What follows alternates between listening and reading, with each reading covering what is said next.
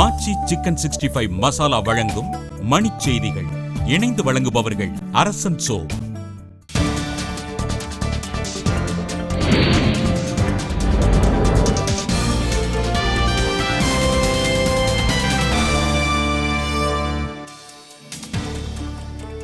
பெங்களூரில் பணம் எடுக்கும் எந்திரத்தில் பெண் தாக்கப்பட்ட விவகாரம். ஆந்திர மாநிலத்தில் ஒருவர் கைது. இளம்பெண் உளவு பார்க்கப்பட்டதில் மகளிர் ஆணைய கடிதம் கிடைத்தவுடன் விசாரணை தொடங்கும் என உள்துறை அமைச்சகம் அறிவிப்பு. பெங்களூரில் நடைபெற்று வரும் ஜெயலலிதா மீதான சொத்து குவிப்பு வழக்கில் விசாரணை வரும் 27ஆம் தேதிக்கு ஒத்திவைப்பு. கிறிஸ்துமஸ், புத்தாண்டு மற்றும் பொங்கல் திருநாளுக்காக 124 சிறப்பு தொடர்வண்டிகள் இயக்கப்படும் என அறிவிப்பு. இலங்கை சிறையில் உள்ள காரைக்கால் மீனவர்கள் 32 பேருக்கும் நவம்பர் 28ஆம் தேதி வரை காவல் நீட்டிப்பு.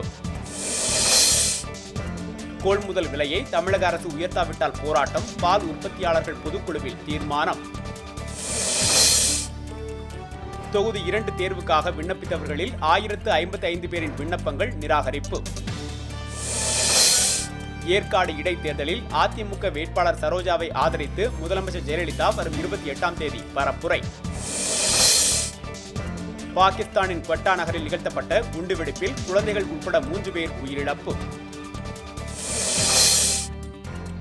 இந்தியாவுக்கு எதிரான முதல் ஒருநாள் போட்டியில் மேற்கிந்திய தீவுகள் அணி அடுத்தடுத்து விக்கெட்டுகளை இழந்து தடுமாற்றம்.